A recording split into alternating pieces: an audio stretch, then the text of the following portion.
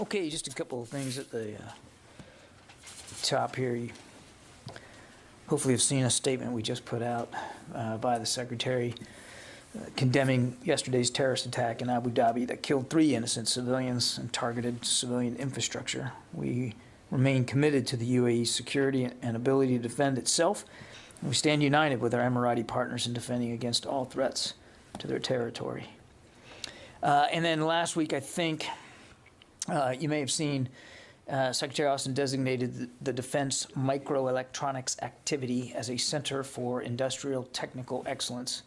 This designation allows greater utilization of small runs of DoD critical microelectronics and semiconductors both inside and outside the DoD. It also allows the use of public-private partnerships that provide opportunities to promote partnering agreements between depots and private industry. Microelectronics, I think, as you all are aware, is a DoD critical mission area, enabling many key weapons systems, and we think this is a positive step forward to help ensure that critical mission area stays relevant and viable into the future. And with that, we'll go to questions. Bob, I think we got you on the phone.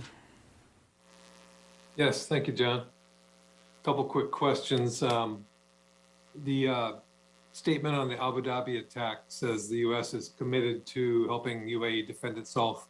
I'm wondering if you can put something concrete behind that. Is there some consideration of increasing some sort of air support, air defense support, I mean, or something of that nature? And the second question regarding Ukraine.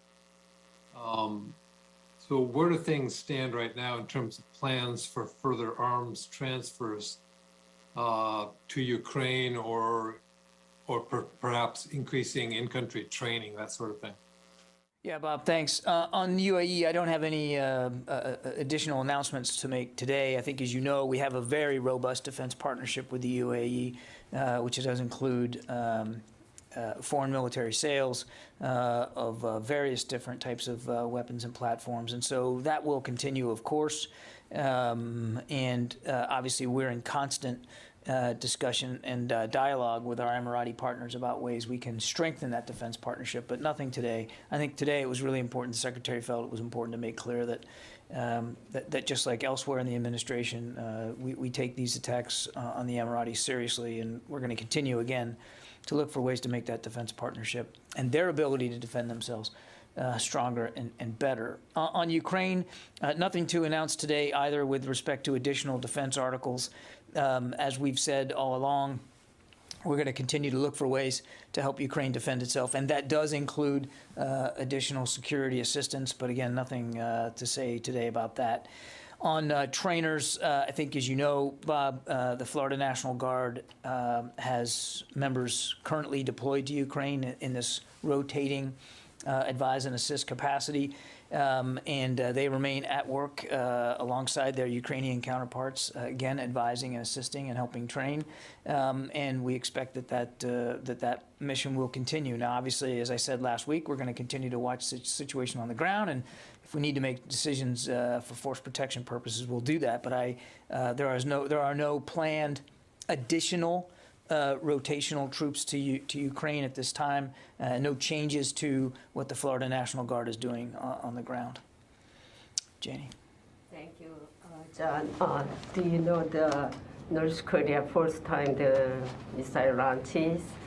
Does the United States have what kind of missile North Korea launches? Because you talking about the one on the 16th, 2 days ago? Yes, I think 17th. Okay. In Korea. A couple of days ago. Anyway, we've assessed them as ballistic missiles, and we're still running the traps on that. So I don't have more detail than that. South Korean defense ministry said that attempts Army tactical missile system KN-24. Are you confirm that? No, I cannot.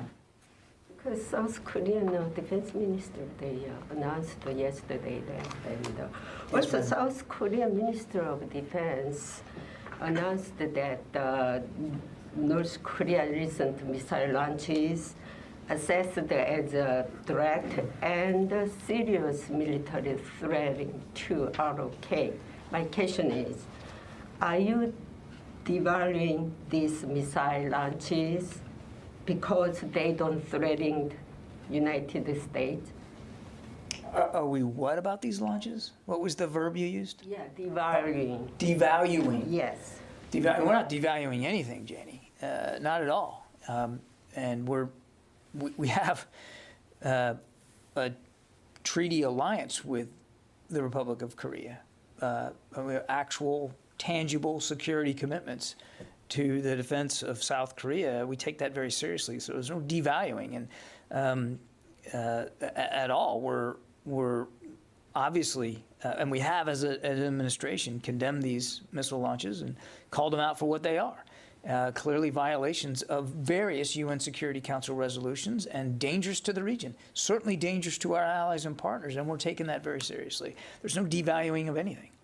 Because Indo-Pacific commander always said that where U.S. is not threatening, so as far as We're not what? Indo-Pacific statement, commander statement about the North Korean missile launches, they said that there's no threatening the United States. So that means our neighbor alliance countries so concerned, so worried about the North Korean missiles. But it seems like if North Korea not threatening the United States, you don't care, right? No, that's not true. That's not true. And I would encourage you to look at the rest of the statement that the Indo-Pacific commander continues to put out in these cases. I mean, he talks about the destabilization to the region and the threat that it poses to allies and partners. In this case, or in that case, he wanted to make clear, I think, to the American people, which they have a right to know if these things are posing a threat to the homeland. But I think you can, again, go back and look at his statements, and he's very clear about the threat that this program continues to pose, not only to our ally in South Korea, but to others of our partners in the region. And we're not, we're continue to take this threat and this improving program of Pyongyang's very, very seriously. Is this missile is interceptable or not? I'm not going to get into any more specifics of our assessment on these individual launches from the podium. I won't do that. Thank you. Pierre? Thank you. Do you assess that the attack yesterday on the United Arab Emirates was a threat to U.S. soldiers and U.S. citizens in the area? It was certainly a threat to our Emirati partners, and that's enough. But we know of no U.S. casualties as a result of this, and we're still, taking a look at the attack itself. So it's difficult to say positively that there was no threat to U.S. Personnel or American citizens on the ground. It was clearly designed to go after this particular facility. We understand that the U.S. facilities in the United Arab Emirates and maybe also in Qatar were able to detect the attack. Why is it that nothing has been done to stop it? Again, I'm not going to get into the operational tick-tock here, Pierre. We continue to work with our partners in the region to make sure that they have robust enough capabilities to help defend themselves, and that includes the ability for early warning and indications. As we've seen, even in places where we ourselves are attacked by these UAVs, even the best of systems isn't necessarily going to get every single individual threat. And we continue to see, in this case it was the Houthis, supported by Iran, but we continue to see in Iraq and Syria, militia groups supported by Iran sort of choose this tactic, this way of conducting attacks using UAVs. And it's an evolving threat and that we are constantly trying to make sure that we can stay ahead of. But it's a difficult threat to constantly make sure you can stay ahead of. So while we'd love to say, we have 100% coverage in every single one, that's going to be a very difficult thing to achieve as the threat continues to evolve. And evolve, quite frankly, Pierre, in real time. Yeah, Fadi. Okay, John, so you just said that the Houthis, supported by Iran, were behind this attack that Secretary described as terrorist. However, he did not assign any blame. He didn't mention the Houthis. So first, are you, based on your assessment, are you confirming that the Houthis actually... I think I've spoken pretty clearly to it. So okay, and based on that, are you able to say whether the weapons used, the system used in this attack and the type of the attack mark any development in the Houthis' capabilities? I'm not going to get into intelligence assessments, Okay, Fadi. were the U.S. forces stationed in Al-Dhufra Air Base in the UAE able to share any early warning with their Emirati? I'm not going to talk about operational details. Is the U.S. Last question, since I'm not getting answers. No, you're getting answers. I'm answering all your questions. I'm not sharing. You're not sharing anything. That's the answer. So, are the U.S. forces in the UAE now supporting their Emirati counterparts in any way, shape, or form in dealing with this attack? I know of no requests by the Emiratis for U.S. assistance in terms of investigating and responding. Obviously, as I said, and as the Secretary said, they're close partners, and if they desire U.S. assistance, I mean, clearly we'd be positively disposed to look at that, but I know of no requests for support right now. Let me go to the phones. We've got lots of folks on the phones, and I don't want to ignore that. Carla Babb. Hey, thanks, John. Quick question about some Afghan Army helicopters.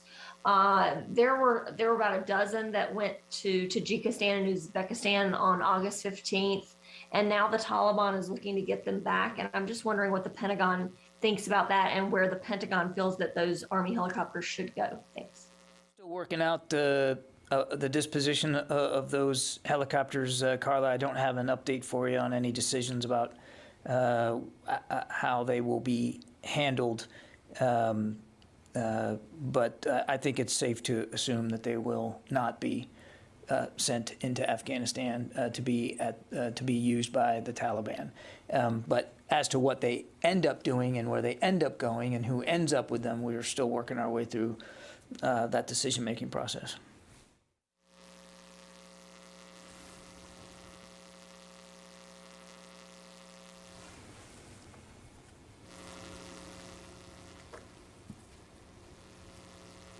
Sylvie, you there?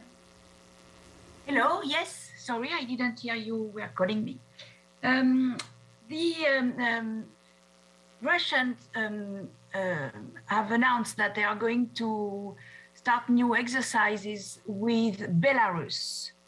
Do you assess that there are some military troops movements near the border which are consistent with these exercises, and what is your comment? Yeah, I try not to comment for the to the operations and exercises of another country. They can certainly speak for themselves in that. What I would tell you, Sylvia, is we continue to see a sizable force presence by the Russian armed forces in the western part of their country, around the eastern border and northeastern border with Ukraine. It continues to be concerning to us. There's no sign, no indication that the Russians are willing to de-escalate. And as we said, well, as our diplomat said more than a week ago, that one of the things that we were willing to talk to the Russians about was changing the scale and scope of our exercises if and only if there was going to be reciprocity on the Russian side. Again, we see no signs of de-escalation, so we're going to continue to try to pursue the diplomatic path, and as an administration, make sure that we're ready should that path fail and should there be another incursion of Russian forces into Ukraine. Oren? You've been watching Russian movements now for a few months. Is it any clearer what President Putin's goal is here, and what other options do you have either to deter Russian action or respond to it, if you could detail any of that, and then a follow-up? I think it would be difficult for us to say with specificity and certainty what we know Mr. Putin is driving at here, what his actual goals are. He clearly is building up a force posture there that provides him multiple options. It's just difficult to know right now what options he's going to choose. And we still don't believe that he's made a final decision. Of course, the option that we would prefer is for him to de-escalate, to take the tensions down. And of course, one of the easiest ways to do that would be to remove some of that force presence. That's not happening. And I'm sorry, you had another. I missed another one. What other options does the U.S. have either to deter or respond? So look, I think the president has spoken to this very, very clearly about severe consequences, and that includes in the economic domain. And I obviously won't speak to that with great specificity here from this podium. What we are prepared to do, and what we've said publicly, is if there's another incursion and if our NATO allies request capabilities and support and resources for their reassurance as part of NATO, we will be positively disposed to consider those requests and to see what's possible. And so we're ready to do that. We've thought through various permutations here, and we're ready to do that if asked. One more quick question. Russia's demands, if I'm not mistaken, also included demands of Scandinavian countries not joining NATO not moving eastwards, for example, with Finland. Yeah. Is there any concern or suspicion that a Russian move on Ukraine might be accompanied by some sort of action against Finland or other countries there? I wouldn't speculate. That's that's a couple of jumps ahead of where we are right now, Oren, and I wouldn't speculate. I certainly won't speak for Russian intentions here.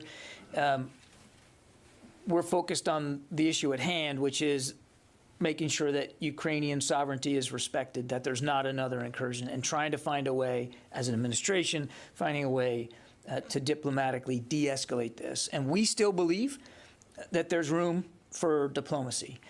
We've heard the bluster and the rhetoric out of the Russian side. We still believe that there's room for diplomacy to succeed here. And here at the Department of Defense, we want to provide all the time and space that can be provided to our diplomats to do that. Let's see. Mike Brest, Examiner. Thanks, Mr. Kirby. Two quick questions. The cigar report that was declassified today, I was wondering if you wanted to comment on that, specifically as it relates to the Afghan Air Force's inability to sustain itself without U.S. assistance. So, I mean, we're aware of the Special Inspector General's recent re-release of a newly declassified report from January 2021 on the status of the Afghan Air Force. And I would remind this was from January 2021, which also included data that was well before that time frame.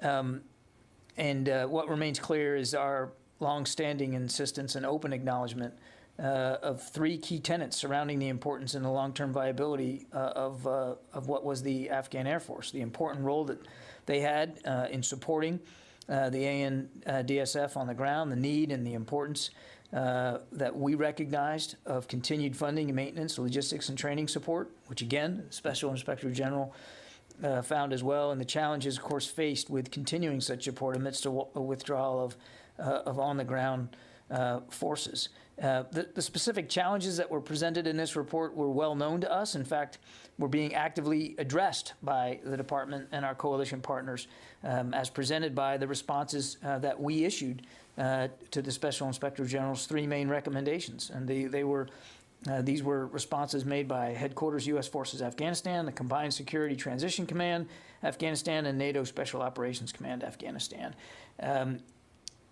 What we said at the time, nothing changes about that. As we were heading into the summer, it was an Air Force that we and our coalition partners helped make much more capable. That they were flying the majority of missions in support of their troops on the ground, that was also true. And that they had capabilities far more advanced than they had ever had before, and that the United States was going to continue. This was the original plan, of course, was to continue our support for the Afghan Air Forces. So we absolutely recognized the shortcomings and the issues that the Special Inspector General made back in January of 2021. We were addressing those, and we made we made it very clear that we were going to continue to try to find ways to make the Afghan Air Force even better. Tony Capaccio.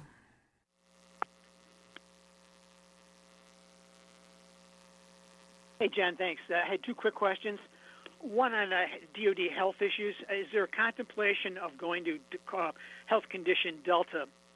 And what are the personnel implications if you go to health condition Delta?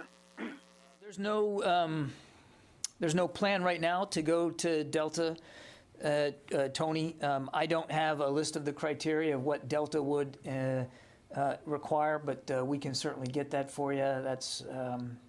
That's easy. I just don't have it with me, so I don't want to speculate. Obviously, it would. It's more severe, more strict restrictions on people here at the Pentagon.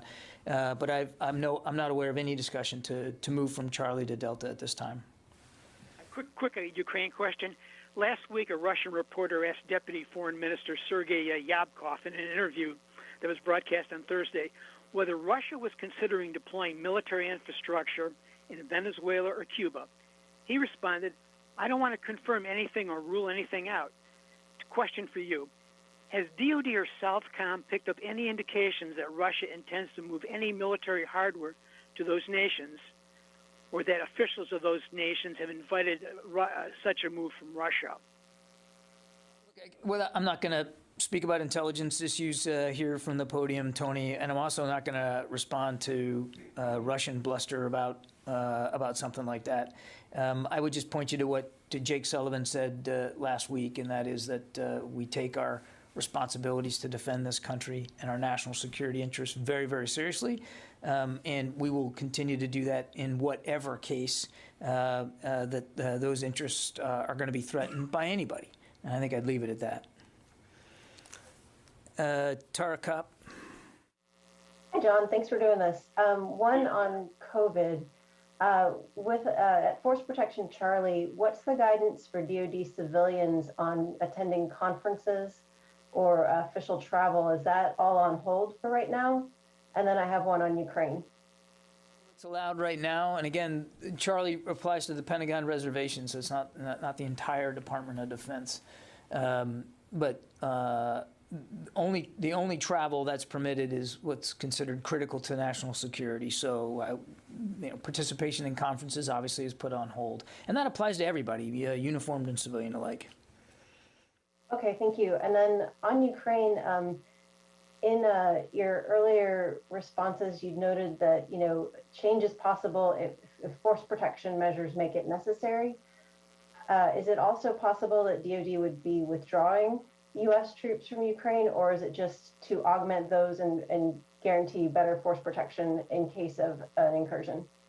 That we'll do what we need to do to keep our people safe and secure. And I don't want to jump ahead of where events are right now or speculate about possible outcomes. But we will do whatever we need to do to make sure our people are safe and secure. Steve Bynum, military.com.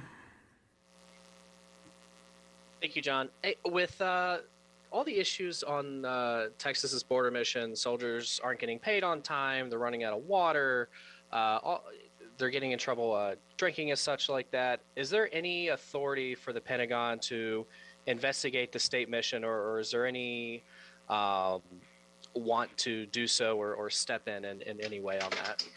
Not aware of any effort to investigate the border mission that the Texas governor has ordered his National Guard under his authority to conduct. I'm not aware of it. Obviously, we've seen the press reporting about some of the issues there. Whether a National Guardsman or woman is in Title 10 or Title 32 status, we obviously are concerned whenever we see reports about behavioral conduct issues that are detrimental to good order and discipline, but I know of no efforts or no design right now to investigate those. I'll go to a couple more, and then I promise, Goyle, I won't forget you, buddy. All right, Heather from USNI. Thank you. I was wondering if there's any update on the DOJ's review of the injunction that was ordered by the federal judge in the case of the Navy's Special Warfare Community and vaccine mandates. Ellen from Synopsys.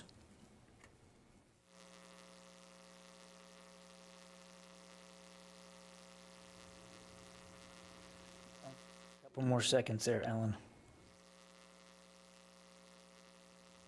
Okay. Let's see. Kelly from Nexstar. Hi, John. Can you hear me okay?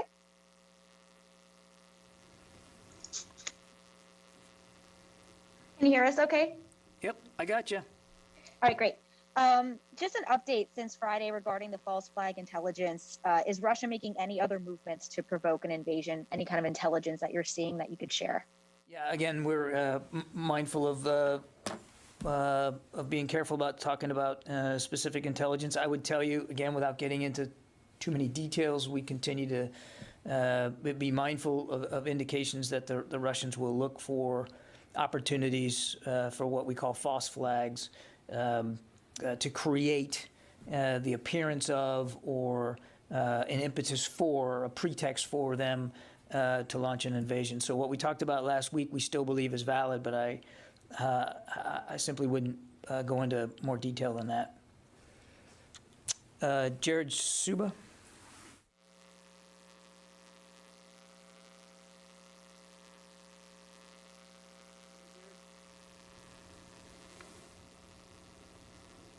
Okay, Jared, we'll come back to you. Go on.